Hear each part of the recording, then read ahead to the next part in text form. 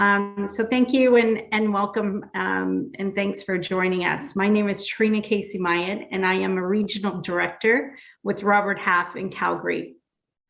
I have the honor of leading our fantastic teams across Alberta. I'm thrilled to be hosting today's discussion and would like to extend our thanks to all of you for joining us. At this time, I would like to acknowledge the Indigenous peoples of all of the lands we are on today. While we are meeting on a virtual platform, I would like to take a moment to acknowledge the importance of the land we each call home. We do this to reaffirm our commitment and responsibility in improving relationships between nations and to improving our own understanding of local Indigenous peoples and their cultures. From coast to coast, we acknowledge the ancestral and unceded territory of all the Inuit, Métis, and First Nations people that call this nation home. With life slowly returning to normal for many people, today we will, today we're going to be exploring the immediate and long-term impacts the pandemic has had and continue to have on our own mental health. And most importantly, what each of us can do to preserve and optimize. I would like to address items. We will be recording today's webinar and it will be available for on-demand viewing. A follow-up email with the link to the recording will be shared post-event. We will also have a Q&A session at the end of the discussion, so please enter your questions using the Q&A box at the bottom of the screen, and we will do our best to answer as many as possible. It is now my pleasure to introduce my guest today, behavioral change expert, Dr. Lisa Bélanger. She is the CEO of Conscious Works, a consulting firm that helps leaders maximize their mental capacity and performance by applying the findings from scientific research to their everyday lives. Lisa holds a PhD in behavioral medicine and an executive MBA. She is also a certified exercise sociologist, and high performance specialist, and the author of Inspire Me Well, Finding Motivation to Take Control of Your Health, and A Cup of Mindfulness for the Busy and Restless. Based on Lisa's accomplishments, we couldn't have found a better person to speak to us on this topic today. Welcome, Lisa, and thank you for joining us. It's always a pleasure to speak with a fellow Nova Scotian. Thank you so much for having me. So Lisa, the pandemic has definitely had some positive impacts. However, if how long it took us to align our schedules to do this webinar is any indicator of how much busier schedules have gotten, it's no wonder we are seeing impacts to mental health overall. So let's just jump right into it. Lisa, what mental health trends have you seen being most prominent, particularly when it comes to workplace culture, leadership, and stress management? So I think there's a couple different things right off the top. One that we've had so many conversations about, but what's interesting about having it now is we're reimagining work, is the social aspect of it. What does social components of workplace mean? Everything from productivity to creativity to just for your mental well-being, to have people around you, good, bad, or otherwise. And so certainly that's been a consideration throughout the pandemic, is that social connection piece. And it should be something as we consider as we go forward, both as individuals, but as employers, on what that should look like. We know for engagement, we need that social connection. We know for mental and physical well-being, connection in connection to other human beings is actually one of the biggest things we can do out of all the things we can control to improve our all-cause mortality and morbidity. So your long, healthy life. So that connection piece needs to be considered. From a schedule perspective, what we've seen far and wide is people being overscheduled because, of course, there's no transit time anymore. So whether that's commute to work or commute between meetings. So how can we implement and make sure people are taking effective breaks and having a sustainable work environment? I see these two things being kind of thought of as being competition for each other, but sustainable work models will get more productivity, will get more performance. So being able to work with your team on what that means for you and what that means for their team and how you can support each other as we develop this, especially as we go through and into this hybrid work environment. What are the things we can be doing? From a leadership perspective, being able to ask the right questions, to create the one-on-ones, to be able to get a pulse on your team, and to be able to provide the support that is needed is so key. And that is not a skill we've been asking leaders to do for very long. So it's a reskilling to have that, be able to meet people with empathy, to be able to manage across a hybrid work environment and what that means from a very practical perspective, but also from looking out for each other's mental well-being, being able to spot an overstressed situation before it becomes too debilitating, and being able to intervene with the reshifting of priorities or reshifting amongst the team members. So there's a way to get the work done in a more sustainable way. Can we push this forward? Can we rescale? And I think it's important to know, can we do meetings better? Because they are such a time suck, and that what seems to be what people are complaining about when it comes to back-to-back meetings that we're seeing in a virtual world, is that we can do meetings better. Can it be an email? Can there be asynchronous communication? Can we have an agenda? Because when we look at how we can save time, energy, and efforts, meetings are the number one strategy we can implement across fields. Oh, I feel like you're speaking about my world. I think, and even that short walk from a meeting back to your desk, and, that has gone away, and it certainly has had an impact. Absolutely. So the topic of anywhere workplace where employees can work remotely in the office. I'm having some internet connection issue. Not sure, Lisa, did you hear that question? Or should I try that again? The work from anywhere question about, can you repeat that? Sorry. Yeah, sorry. So the topic of anywhere workplace where employees can work remotely in the office or hybrid of both is top of many for many organizations. And so many of us, we're tapping into skills to be effective at this. So what do you feel we need to do to reskill or upskill our managers so that they have the tools that they need to effectively lead their teams in this new environment? And then what trends are you seeing? First and foremost, the things that keep coming up over and over and over again about leadership reskilling is empathy training. This is a learned skill, and it is the number one skill that we're seeing come out in research needed for leadership right now. And arguably forevermore, to be able to sit and listen to somebody's situation, provide empathy. And you can have empathy and still be reaching towards business goals. They can be synonymous. So being able to skill in that area, and then being able to understand what a results-based management practice looks like. We have grown up, if you will, in a workforce where they value hours worked versus products produced. So a lot of leaders, managers don't necessarily have the skills to look at results-oriented work, and having people have these flexible work environments that we're talking about, for example, working in the morning, taking the afternoon off with your kids, and then working again in the evening. That's a lot of asynchronous communication needed. And also, how do we measure results? How do we ensure that they're attained? And how do we lead when we don't have that face-to-face, one-on-one contact constantly? So this is really where leadership is going to be forevermore. So being able to slow down, reskill your managers and your leaders on this will go so far as we head into that future of work.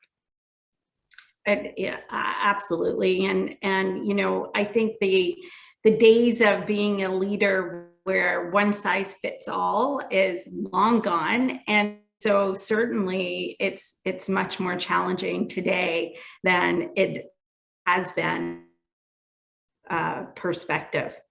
Absolutely. So if we build on the last question, leaders are looking to the post-pandemic future to identify and develop strategies that will meet the new and the emerging needs of their teams. What are the recognizable signs that signify someone is experiencing an unhealthy amount of stress or that someone is struggling and needs help? One thing I want to reiterate on this point is stress, burnout. This is a two-way conversation. Do not expect employees to come to you to tell you they're burnt out. There's still so much stigma around that. They're afraid of losing their job. They're afraid of what this means. If you have a very highly skilled, capable worker and they are experiencing burnout, this is going to be part of their identity that is being affected. And they want to do a good job and you want them to do a good job. So being able to have the right, meaningful questions when you have frequent one-on-ones, and being able to talk about different priorities and how their stress level is doing, talking about your own stress and how you manage that, to open up the ways of two-way communication is so incredibly important. Often we can shift priorities. Often we can shift due dates to be able to help somebody manage their stress load. The other things we can do is help them skill on how to manage both time, energy, and effort, and also stress. We know that stress to a certain point is really good. It's what gets us to deadlines. It's what pushes us. It's what makes us work well. But then at a certain point, it becomes debilitating and no longer serves us. So are there ways that we can communicate and help with that? Everything from mindfulness practices, getting physical activity, limiting communication hours within the team so people get permission to take time off, meaningful connection to their work and to their peers. These are all things that we can facilitate as leaders. When we start seeing somebody come to the table with a level of disengagement or cynicism, or they're not performing at the same level that they were, these are key signs of overwork and overstress. Whether that is the work environment, whether there's contributions from what's happening at home, it doesn't matter. It's something that we can start to help facilitate and help make sure that we're keeping really good workers and keeping them engaged. So being able to have that two-way communication, facilitate learning on the subject, and then notice when there's key behavior changes in disengagement and cynicism. Mm-hmm. What questions do you feel that they can ask to help navigate these types of conversations? Because I agree with you. I think a little reluctant to talk about their mental health, certainly with their boss, and maybe if they don't feel super secure about their position. And over the last 2 years, there's been a lot of change in people's workplace. And so what ways to help them feel maybe safer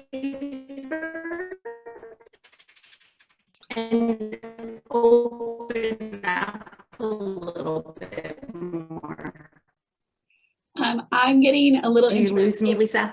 Yeah. Can you? So I think what you're asking, what are the questions we can ask to really promote that safe conversation? Was there anything else to that question? No, I think just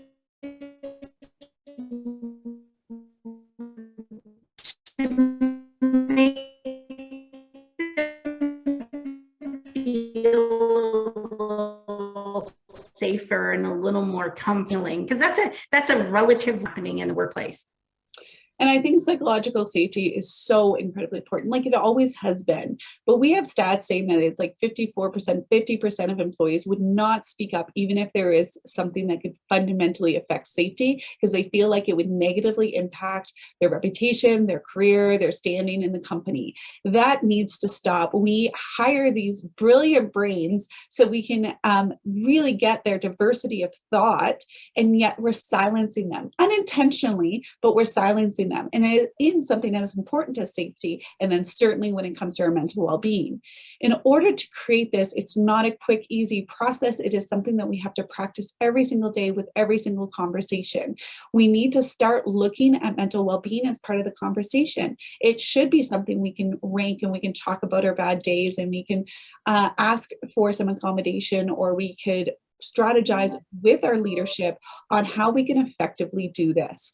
When it comes to exact questions to ask, certainly being able to get into a place where they're answering honestly is the most important and crucial thing. Being able to talk about our own stress and mental well-being can really open up the doors, because we're all human. We've all go through periods of this. Being able to talk about it can, again, just open that conversation up. Questions to ask are literally, are there things, how is your workload? Is there anything you're struggling with? Is there anything that you need help, or where you can get some different expertise? What is the thing that keeps you up at night is a great question, because it often indicates a part of work that is particularly stressing. There's parts of work for all of us that charge us and that drain us. It's those drains that can be negatively impacted. We can get people on the team that's actually their charge and they can help out. We can facilitate further learning or skill development to get these not to be as draining anymore.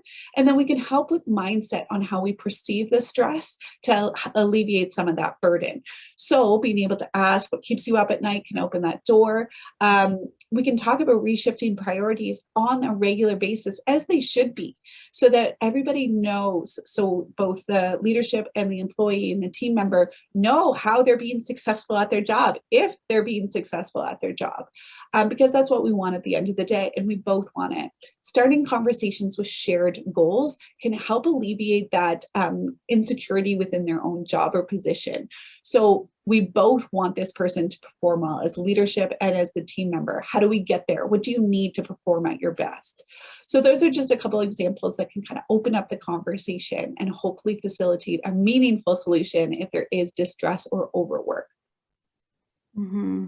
Those are great questions. And certainly, I think regardless of the position that someone's in, I think is great openers to really truly understand how they're feeling, because there's so many different things coming into play today.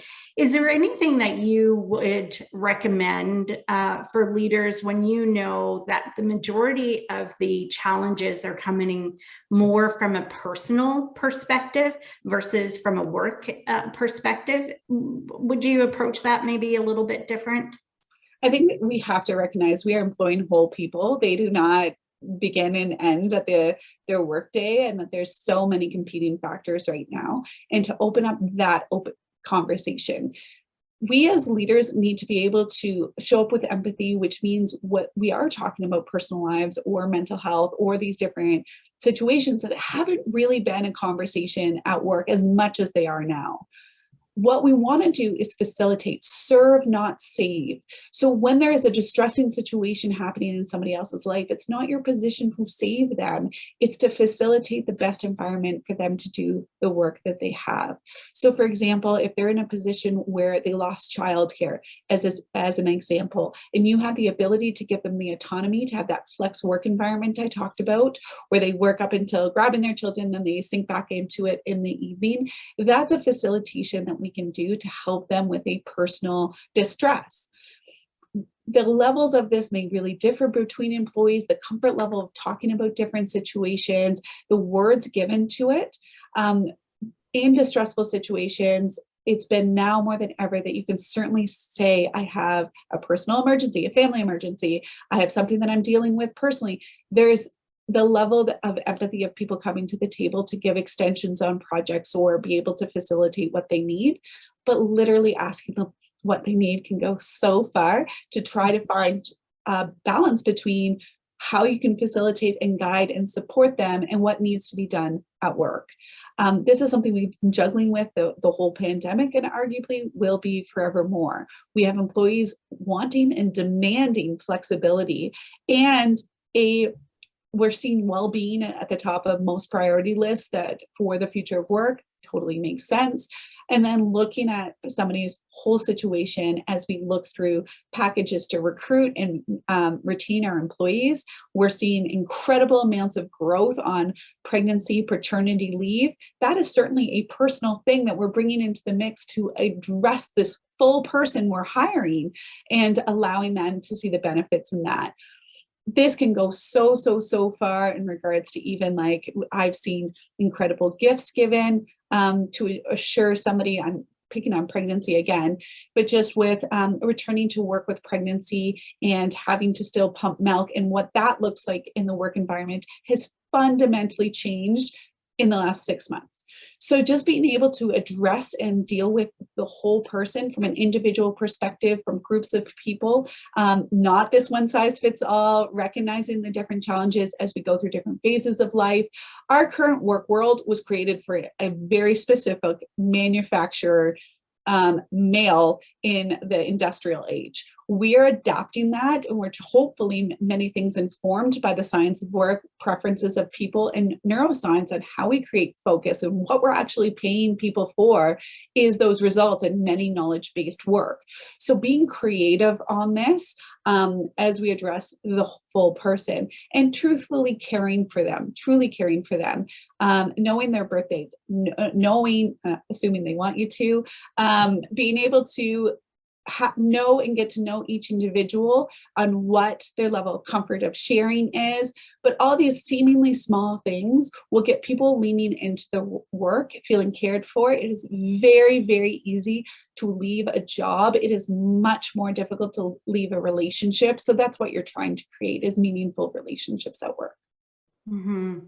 That's so great. And it's so great to hear the advances that we have had in just the individual needs of the employees in the last 6 months. I can say the last 2 years, certainly being in this industry for the last 24 years, I would say I've seen more advancements on the individual in the last 2 years. And it's just so great to see. Any particular things that you are seeing, any unique things that you're seeing any employers do along the way in terms of different organizations that you may have been working with? There's been such a growth, as you said, and such creativity around this. Like, we have seen Denton's Law across Canada give full paid maternity leave going forward, and paternity leave, which is incredible. Of course, they're trying to recruit people within this age group, so that completely makes sense. We've seen places like Microsoft and Google give full weeks off to employees, knowing that people are burning out, and giving them permission to step fully away from work. So you're not drawn back in by emails, etc. We've seen some harsh deadlines, or boundaries around communication hours. A bank I'm working with, different teams allowing communication, inter-team communication between 6 a.m. and 6 p.m. That's still 12 hours, but then giving people permission to be off. If you want to sync back into work, that's no problem. Just send your email, so you're not putting the stress on somebody else during their off hours. So we're seeing creativity around communication, which we know is the number one stress, especially for junior employees on off hours. We're seeing policies and laws being proposed about this, which, I'm hesitant on, but we're seeing 4-day work weeks being proposed and implemented. We are seeing, and this is probably the most extreme that I've seen from a gender perspective, but certain companies giving Mother's Day off, which is lovely. I've seen people get 3 work days a month for period related pain. Unbelievable. We're seeing a lot around maternity, paternity leave, childcare, and then also welcoming them back into the workplace. So there was a Deloitte employee that she had to travel 8 months after, this was her return to work from pregnancy, had to travel for a conference. She's still pumping milk, and they paid for a service for that milk to be delivered back home for use. I know this seems like a small thing, but as somebody that started traveling 3 months after my daughter was born, this is huge, and it makes somebody feel valued. Cost a few $100s, but it's going to retain that employee for a substantial amount of time and demonstrate that worth to everybody else. So important and so great on the creativity we're seeing. We're seeing childcare being talked about more and more and more in companies as being an asset that they can provide for workplace, especially if they're requesting in-office workers. We are seeing more mental health days. We're seeing companies give them out once a month. And probably more importantly, talking about how to spend those mental health days so that they're really great for recovery, that it isn't in bed watching Netflix the whole time. And like I said, just being really creative, asking people what they want, being able to try out different things. There's no one right answer. We're all collecting data right now on what this new world of work is. So being able to collect that data within your own systems to really make an effective package that you're providing as a workplace. Those are some amazing things. And I'm sure some of our guests today are thinking, oh, wow, I want to work for some of those companies. And I think that will go a long way in attracting and retaining top talent. And at the end of the day, that's what every employer wants to do. So those are some pretty neat things that I haven't heard of. So Lisa, I know in some of our conversations, I've heard you refer to designing your day so that positivity and well-being remain a priority. What strategies do you suggest, especially when the pace of business is so fast and priorities are constantly changing? There's a few that I use. So I've been playing with this idea of 4-day work week within my own world. I challenged myself to this. It is not working out. I failed dramatically, but I love what it's pushed me to do. It's pushed me to make more effective meetings. It's pushed me to prioritize. It's pushed me to say no. And it's pushed me to understand what does work in my world. So why the 4-day work week doesn't work for me is I probably work 6 days on average a week. I love what I do. But I have 2 children under the age of 5. So childcare is 8 hours a day. I don't have a lot of flex on that. They need to be fed and watered all the time. So to push more hours is just not something that I can do very easily.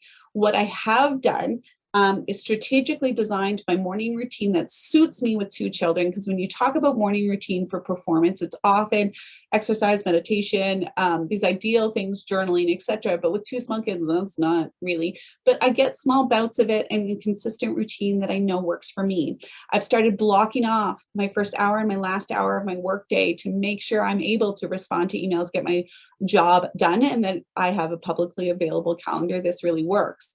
I've also blocked off 1 day a week for no meetings. So while I can't do the 4-day work week, I can limit the meetings I have to be able to do better, deeper work that really drives me and that is powerful.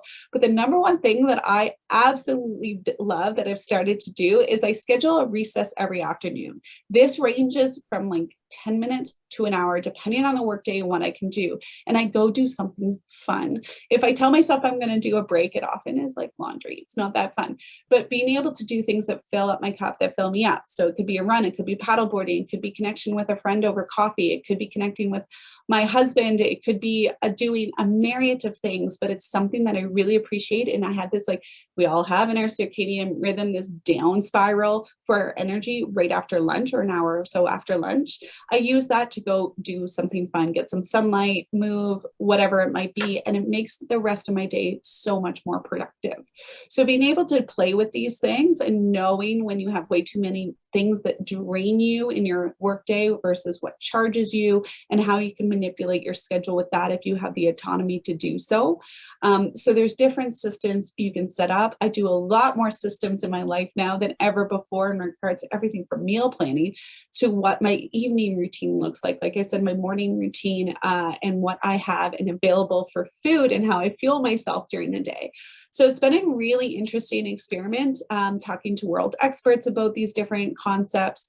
The other one that I want to note, because I think it's so fascinating, and as somebody that just took a vacation, our ideal vacations for productivity and performance are actually a long weekend, so 3 to 4 days. Why? Is because we don't have the anxiety that builds up before we leave to try to get everything done. We don't have to, like most people are okay with fully being disengaged from work for 3 to 4 days. And then being able to not have that anxiety of overwhelming amount of work that meets you when you return. So what we're doing over this summer is taking shorter, more strategic vacations to fully disengage from work. So those are a couple of really quick ways to help design days to make them really contribute to how we know humans work versus what we've always done. And that's so true. Getting ready for holidays is exceptionally stressful. And coming back from holidays is exceptionally stressful, especially if you did disconnect, because you're coming back to so many emails. And so I love that idea of taking the shorter vacations so that you can disconnect and feel good about it. And a super aggressive away message. I really strongly encourage those, like, go talk to this person, I don't want to talk to you, or like email me when after this date if it's important, or simply like, I'm truly disconnecting. So if this is important, here's the person to talk to. I want to see more of that in North America. Certainly in Europe, that's like, I'm off till August 29th, you contact me then, is the whole away message. And in North America, it's, here's my cell phone number and I'll help you with anything. It just, I might be limited in my email connection. So just getting more aggressive on giving ourselves and each other permission to take that time off. I couldn't agree more. And I think, certainly around my office, we've had a lot more conversations about you're off. Don't be checking emails. We've got it, hand over everything. And I think as a team, we try to help each other disconnect. It is a challenge to do so, but I think as a team, when you work together effectively and you create that sort of a practice, I think it's certainly easier to do so without question. Any other, I know, the title of our conversation today was The Power of Habit. And so in terms of creating a habit, what would you say are some good things to start to do to create good habits and keep yourself in check with those habits? When we talk about behavior change, and this is certainly my expertise, there's a lot of behavior change pieces or health promotion or even like productivity tips that rely on motivation. And motivation for humans is a very weak characteristic. It ebbs and flows at the best of time, let alone when it's very stressful. And then I'll pick on self-care habits. As an example, it's all ones we know we should do, but like they're the first thing to drop in periods of stress. These, and what I like to reframe a little bit, they're capacity building behaviors. They're what allow you to do the depth and amount of work you need to do during stressful situations or deal with whatever personal issue, whatever it might be. So they're actually what allows you to do this. They're more important in periods of stress, but how do you maintain them? So if you're not relying on motivation, one of the best, most effective ways is to create a really great system. What I mean by system is adjusting your physical environment and your social environment that it makes the habit the easiest, most attractive thing to do. What this could mean is if you don't want to eat chips, for example, at 7 o'clock at night anymore, it's being able to have cut veggies or whatever your alternative is, because getting rid of a habit is not your best way forward. Replacing the habit is. So having it readily available, already cut veggies with dip that you love, that is going to be the environmental cues that you can create at the front of your fridge. We are kind of lazy creatures, so we can take and leverage our social environments. Put yourself in a group where they're doing the behavior. You want to start practicing mindfulness, get an online group, go to all these meditation studios now, get yourself involved in the social aspect. I'll give you just a little example. I run. I'm not fast nor good at it, but I run. And if it was left to my own motivation, I think I would find every excuse in the book not to. So being able to join a running group or have a running friend that is showing up at my door, it is easier just to go for the run than to navigate that social situation. As I talked about in regards to a job, it's easy to quit a job. It's hard to quit a relationship. So you're trying to leverage that same science to be able to implement it for what you'd like to do. Also acknowledging when you have very weak willpower versus when you have very strong willpower, when you have energy is really important. So for example, my morning routine, I have to set up the night before. If I'm left to my own devices in the morning, it just won't happen. Our habits and our routines are so incredibly important. I don't think enough emphasis is put on that. It's what we do for our brain to work at our best. So from a work and capacity perspective or productivity and error rate perspective, these small little habits have such a high ROI. When we think of our health and our well-being, our mental well-being, we have to invest daily. That's the point. That's the only way. There's no quick fix. There's no app.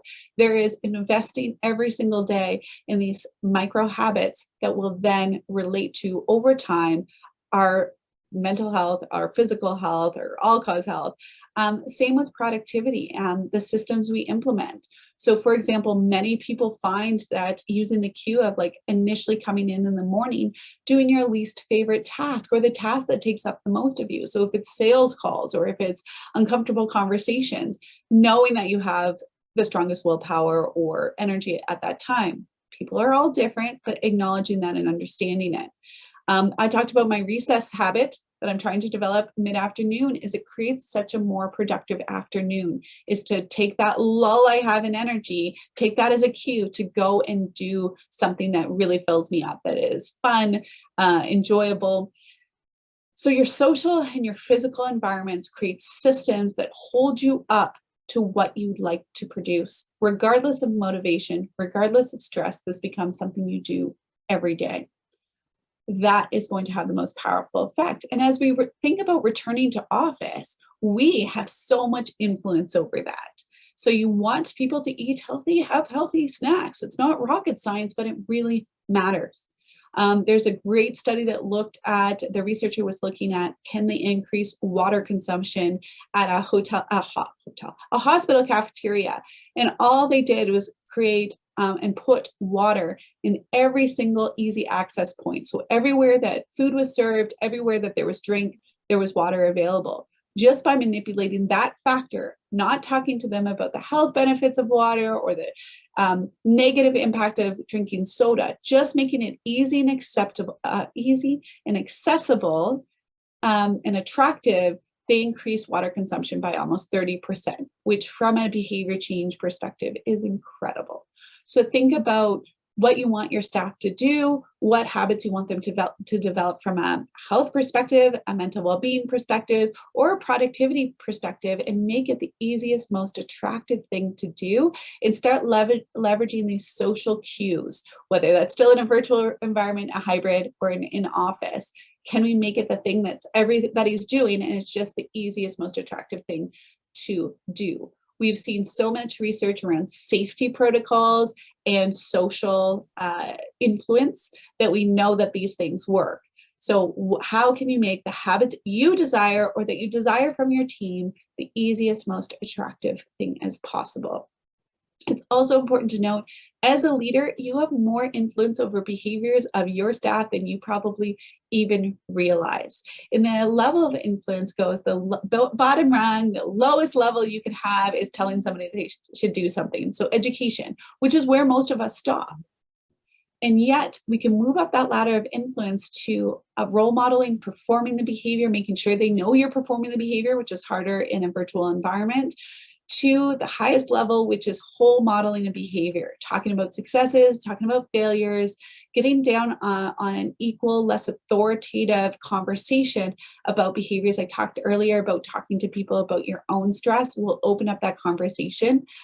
When we do role modeling, this tends to put people on pedestals and stop this two-way communication. So being able to talk from a much more humanistic perspective about the behaviors, about your successes, your failures, and then how you can support each other as a team. That was a lot of information packed in there, but there's certainly a lot of, as we reimagine work, this is a great time to re-examine the habits that we have.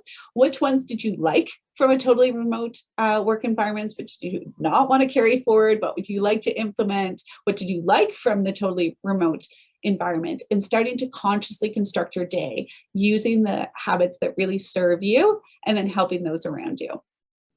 Mm-hmm. I love that. I love recess. For many of us, it was our favorite time of the day at school. So, it's great to have that again. And, I certainly have talked to a lot of people who say, one of the things that they do miss about not being in the office and working remotely is that coffee break, that opportunity to just walk down and grab a coffee or take a walk outside or, and to me, that was the reason.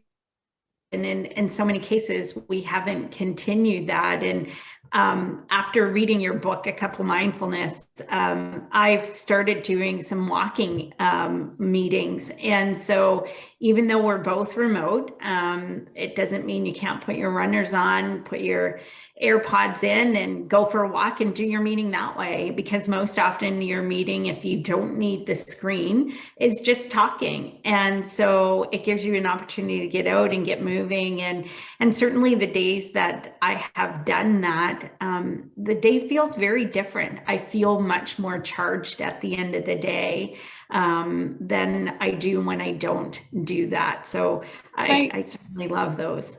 Can I just add on to that? One thing that most people don't know is video call about any kind of emotionally driven or difficult conversation is a terrible way to have it, because you're monitoring your own appearance, your own body language and actions, your own response, and you're not capable of looking the other person in the eye. You're either looking at the screen or you're looking in a camera, not in their eye. So what they recommend for emotionally charged conversations, difficult conversations, connection conversations, is actually doing it over the phone. So it's a much more effective way to communicate as we look at communication methods for things that really involve that have that emotional element to it. No, that's a great tip, and you're so right. And it is really funny. I said to someone the other day, let's jump on a video call, and they were like, "Oh, I'm not going to be in a place where I can do video." And I was like, "Oh, well, when can you connect later?" And they were like, "Well, we could have a phone call." And it was really funny because that's how we used to do so much of our communication before. If we couldn't do it face to face, it was over the phone. And now, we automatically go to video. So I love that tip to go back to the phone call. And it's probably easier for the person that maybe you're having a more difficult conversation with also. Absolutely. And I love the idea of you talking about movement meetings, because it incorporates usually an element of nature outside in the physical activity. And to your point, that feels very different during the day when you've been able to have those movement sessions and then even sunlight. So these are things that will increase your energy or add capacity into your days, which is what we all need and want. Yeah, absolutely. Well, Lisa, I know you and I have chatted lots over the last few months, and certainly we could probably chat all day long. But maybe we should go to the audience and see if there's any questions. And I'm sure they have lots of questions for you also. So maybe we'll go to the chat, and let's just see here.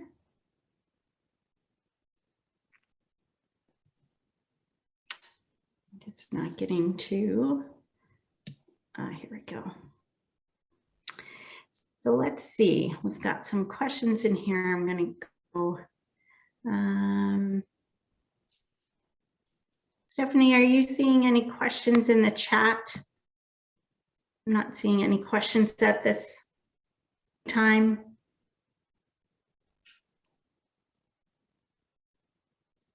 Does anybody have any questions?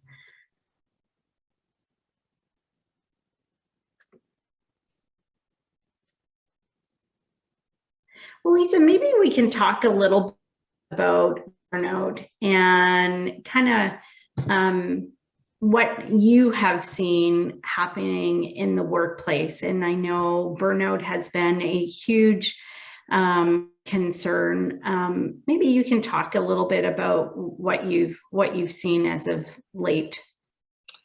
I think so. A lot of the work I do is within burnout prevention and recovery. It's a topic that is so fascinating, certainly has been amplified over the last couple of years. And the WHO defined it as uncontrolled work stress, or the result of uncontrolled work stress, with three main things: cynicism, inefficiencies, and exhaustion. The truth is, and where the research is going, is how could you separate work and rest of life? There's going to be contributing factors from all of it. We are one person. We don't stop and end with our workday. But being able to understand how much that has an influence on your work environment. Burnout is people that are burnt out are working at 75, 50% of their capabilities, which is not what we want. It is certainly worth investing in that recovery process and looking at the systems perspective. One of the reasons that the WHO called it uncontrolled work stress and a workplace phenomenon is because it is not the individual, it is the environment. So while self-care or capacity building behaviors are some things that individuals can contribute to the solution, they are a system effect.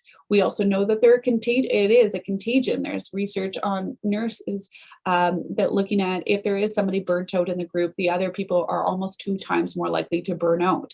If that person is a leader, even more so. So it is something that is at and should be at the top of our concern as employers, is that we can mitigate these effects by simple changes to our work environment if we understand the neuroscience behind how it's working and how the system affects individuals. Certain people are more likely to burn out, and they're the people you usually want working for you. So they usually have a perfectionist tendency, a desire and lean in or meaning to their work. So they're passionate about their work actually makes them more likely to burn out. So being able to understand that and work with people from a systems perspective. As leaders, there's a lot of different things we can do, but honestly, creating that two-way communication and the psychological safety would be number one, so that you can understand the depths of it. Some of my work has been with ER physicians, for example. These are not the people you want burning out. And they're talking about not taking breaks at all during their 12-hour shifts. They're the ones that know how the body works the most, and they're not peeing for 8 hours. This is an issue. To be able to think through how we can help them as a system is, again, it's creating that sustainability of work and of your workforce. So if you are having difficulty retaining or attracting employees, being able to consciously think through and create a strategy around is really a cost-effective way to be able to retain and attract employees. People are asking questions about it now. And one of the really difficult things is burnout. It essentially creates a gray lens that you look through everything. That level of cynicism that we navigate when we are burnt out affects every part of life. So what we want to do is have people work and feel their best. I think that's our goal. Anybody that manages people. And one of these key elements is burnout. So when I say that it was an issue before, it was an issue before the pandemic, and it was considered an epidemic. And now it is absolutely at dire levels. And I think we can all associate with that in one way, shape, or form, of that level of exhaustion that nothing seems to fix, the inefficiencies or something seemingly small that it feels like a massive hurdle to jump, not having that same productivity, having more error rates, or just simply coming to the conversation with more no's than anything else. Why this is extremely relevant right now is we have a lot of recreation of work. So asking people to come back to office as an example, whether part-time or full-time. And this is a change, and people do not like changes. They see this as being a risk or a fear, especially when it's being implemented on them. We as humans look at changes as a loss versus a gain perspective. So we see what we're losing with the change. We don't see what we're necessarily gaining with the change. So being able to help those that are burnt out, of course, they're going to have more of that and be more defensive and be more reluctant to change. So as we think of mental agility, which is the key skill for employees going forward, this is going to be something that creates that stagnant mind or lack of agility in thought processes, in decision-making, in creativity, and all the things we're paying people to do. So burnout is something that should be top priority to mitigate and create proactive mental health strategies, and create an environment that people can work their best. And that does look different per individual, but it's something we can start navigating, we can start supporting, and still looking at those key factors that we're trying to get from a business perspective, and watch those go up with this idea of investing that time, energy, and effort for a strategy that creates sustainable work. Mm-hmm. Certainly, change always creates a bit of stress, and the change from certainly from in office to working remotely created a significant amount of stress. It's interesting because now hearing from a lot of people now going back to the office is creating stress again. And it's really funny to think that, hey, wait, now we did this every day before. How did we manage that? And I know even myself going back to the office a couple of weeks ago, my day was just, I was off all day because it took me so much longer to get ready in the morning. I had to figure out what clothing to wear, and my bottoms couldn't be my Lulu pants. I had to dress appropriately. And then it was shoes. I was like, oh my gosh, where are my work shoes? I can't wear my slippers. So there's just so many. And then it was the drive in the park, and it's interesting that, you know, the change that we've experienced to go work at home, now going back is creating so much more stress. And it's again that loss versus gain perspective, because we lose that time commuting, or we lose the ability to throw in laundry in between meetings, or go up and down the stairs, or connect with somebody in our house, or have less childcare, or whatever it might be. But we go towards loss. What are we losing if we return to this environment? And while it's true, but also what are you gaining? And I'm just throwing out some seemingly silly things, but it's just a mindset shift. Like with this commute, for me, I catch up on podcasts or phone calls to relatives that I don't do when I'm not commuting. It's actually a time that I value. I get to drink a hot coffee. Like I said, I have a 2 and a 5-year-old. I don't get hot coffee very often. So that commute allows for that. I get alone time, which I don't normally get. I get connection once I get there to different people. I get more inspiration and innovation with the people I'm sharing the environment with, because it's new insight and ideas. I get challenged on my perspective, which I don't when I'm sitting home and on Twitter and everything supporting my own opinion, right? So there's a lot of benefits there. Just, I mean, that's really high level, but there's benefits there, but we don't always go to what benefits are. We go towards what are we losing. And so as you explore this for yourself, so certainly as companies, we should be seeing this as an opportunity to collect data and kind of investigate what this could look like and what works for us and what works for our teams. But as individuals, when do you really perform your best and feel your best? It could be a logical, oh, but I get so many more chores done, but do you have social connection? Or are you being more conscious with that? So it's just a matter of exploration and trying to view each decision or change as an opportunity to gain knowledge, right? And maybe this doesn't work for me. Maybe I do need a fully remote, or maybe I need a fully in person just to get away from the house. But allowing yourself to challenge your perceptions of what different ways of work mean and get new paths. It's an opportunity to go shopping. You're right. So we've got a couple of questions. So we've got Sharon and Robert both asking, what motivated you into this line of work? What motivated me? So I actually did a lot of work within the cancer population and physical activity. So that was the behavior that I was working with in the population through academia. And it was really hard for a lot of different reasons, but I lost a lot of people. I had a lot of very difficult conversations about death and dying and different perspectives on health. When I was thinking about this, I was like, there needs to be more we can do from a preventative standpoint. And it just came back to corporate. So we have a public healthcare system. They don't invest in preventative work, but our employers really should and could invest in these preventative strategies. All the things that are good for our health are ironically really good for our brain health, our mental well-being, and our productivity and performance. This means that the reward is immediate versus trying to sell somebody health behaviors as like, it'll make a healthier you. That's too far in the future. That's not motivating. Like I said, motivation's weak on a good day, let alone when it's so far in the future. But if you think of having a more productive day, if you think about having energy at the end of work to actually do things you love to do, to spend time with people that you love to spend time with, this becomes a really immediate reward for the same behaviors we're trying to teach from a preventative health perspective. That's what made me really curious about it. And then I got into it and I just fell in love, because work has so much influence over how we live our lives and how well we are. Can we capitalize on this? And can we really push it to its limits with what we know from all the science we have, but very little is put into practice? And then over the pandemic, I couldn't have planned it better, but people are starting to be really curious about this and leaning into how can we do this better? Mm-hmm. So interesting.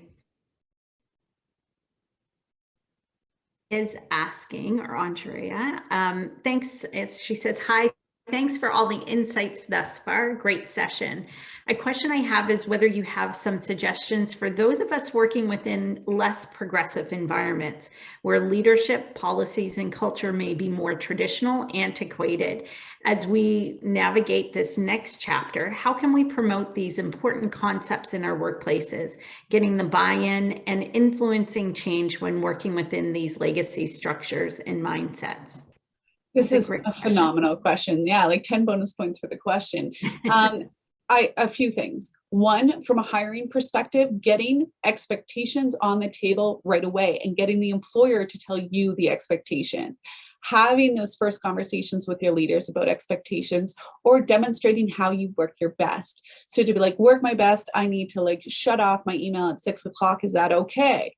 And most employers would never say it's not okay, but they're not the first to step in if you're doing it. They're not going to be like, oh, you don't have to do that. So just being able to be really clear on expectations and boundaries from the beginning.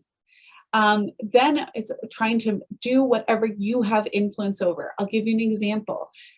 If you're creating a meeting, you have the autonomy that you are creating that with somebody else, make it a 25-minute meeting or a 50-minute meeting. It literally builds in a break for them. And chances are you'll get as much done as you would have in a full hour or a half an hour. These are little techniques that we can use to start influencing the environment, talking about norms within your team, talking about expectations within your team, promoting and being there as a leader within this space from no matter where you are in the company. This conversation, and I know that there's still those legacy structures there and they're being slow to change. Of course, they've had the way of doing things forever, and acknowledging that that's no longer the case has been where most people might be stuck because they don't know how to implement. So being able to demonstrate with your own behaviors what you're doing. I've certainly worked in these structures. I worked for a massive healthcare funding organization, healthcare, and I used to go to yoga for 45 minutes at lunch, and I had that in my calendar that the other employees could see. And I had a leader come to me and be like, you'll want to hide that because you don't want people to think you're slacking off. And I mean, in a lunch break that I have, that I'm doing the thing that we promote, I left it there. And I mean, these are small changes, but there's things that will add up over time. And as soon as you start seeing that agility within that leadership, you will start seeing, you'll be able to push on different factors and fight and collectively fight. I shouldn't say fight, discuss and encourage better ways of work and how we can do this. When you have a structure that you can't change a lot of, for example, let's say your work hours and they're pretty defined and you can't do a lot. What are you doing off work hours to really help yourself thrive in that environment? So those morning and evening routines really matter. And then being able to take whatever autonomy you can over your own schedule, over your team schedule. Great answer, Lisa. And I think if I could just add to that, whether you're a leader or not, you can make suggestions on your team as to different things that you can do and help lead the way. Most organizations are open when they see the positive impact that it's having. So they see the data. But great question. Yeah. I know we only have 2 more minutes, but Sarah's asking, are you seeing more organizations support meditation and other stress reducing?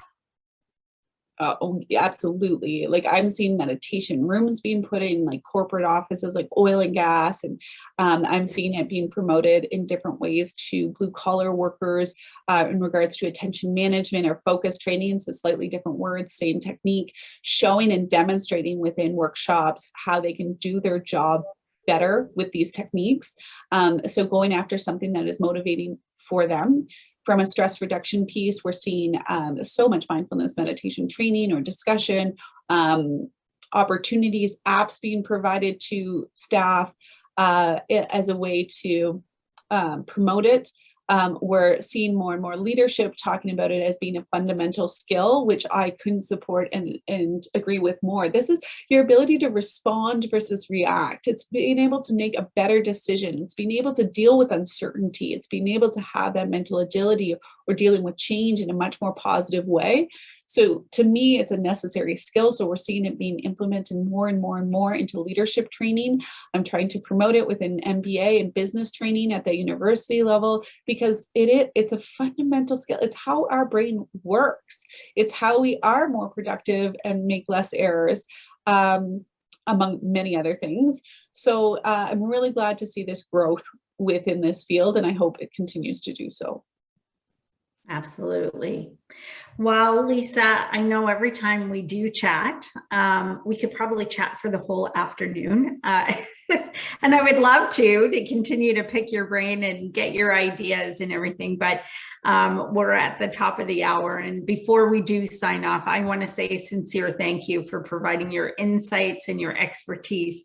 It's always eye-opening as usual. And a big thank you to everyone here for taking the time out of their day to join us for this event. I hope that you are all able to take some new tools from today that will have a positive impact on your mental